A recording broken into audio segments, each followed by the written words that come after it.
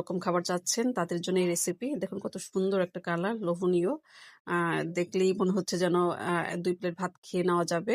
আর এই রান্নাটা আমি যেভাবে করেছি সেটাই আপনাদের সাথে শেয়ার করছি। আমি খুব ভালো মানের কিছু শুটকি নিয়েছি। ১০০ শুটকি। এগুলো খুব উন্নত মানের।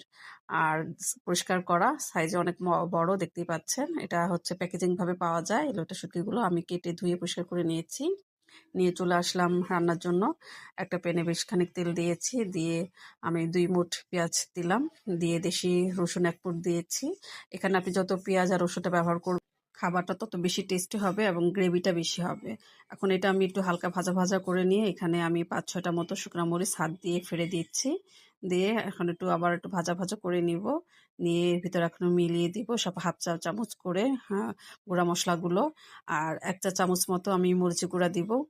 ঝালটা একটু বেশি হলে, ক্রিসপিটা বেশি হলে খেতে আরো বেশি ভালো লাগে। যেহেতু শুটকি, ঝালটা না দিলেই আপনার শুটকির টেস্টটা পাওয়া যায় না। আর আপনারা কেউ কম খেতে আপনারা চাইলে মরিচের পরিমাণটা কম বেশি করে নিতে পারেন। এখন আমি মশলাগুলো ভালোভাবে কষিয়ে নিব। এই যে দেখুন কত সুন্দর একটা কালার আসছে। এখন আমি দিয়ে দিব আপনার স্বাদ অনুযায়ী লবণ। আর লবণটা দেওয়ার পরে এর ভিতরে এখন আমি অল্প একটু পানি মিশিয়ে দিব। পানি দিয়ে এটাকে আবার ভালোভাবে কষিয়ে নেব। আপনারা এই মশলাটাকে যত বেশি কষাবেন, শুটকির টেস্টটা তত বেশি আপনারা পাবেন। এখন আমি এটাকে কষিয়ে নিচ্ছি। আর তেল ওঠা আগ পর্যন্ত আমি এটা ওয়েট করব। ওই যে দেখেন তেল উঠে গেছে। এই পর্যায়ে আমি আবার আর একটু পানি অ্যাড করে দিব।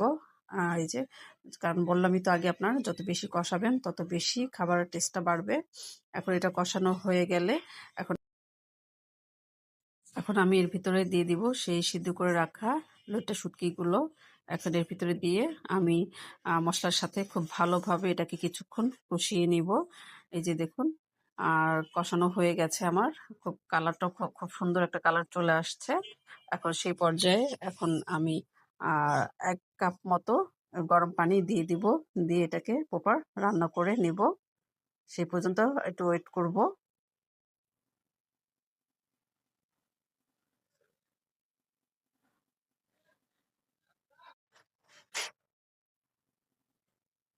এই যে হয়ে গেছে অনেক মজাদার একটা খাবার, লোটে শুটকি ভুনা।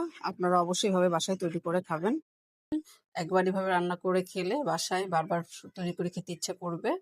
আর নামানোর আগে এখন অল্প একটু ধনেপাতা দিয়ে দিচ্ছি। এটা অপশনাল, চাইলেও দিতে পারেন বা স্কিপ করতে পারেন। আর অবশ্যই আপনারা বাসায় এভাবে তৈরি করে খাবেন এবং কেমন হয়েছে অবশ্যই আমাকে কমেন্ট করে জানাবেন। তাহলে আজকে এই পর্যন্তই। সবাই ভালো থাকুন, সুস্থ থাকুন। আল্লাহ হাফিজ।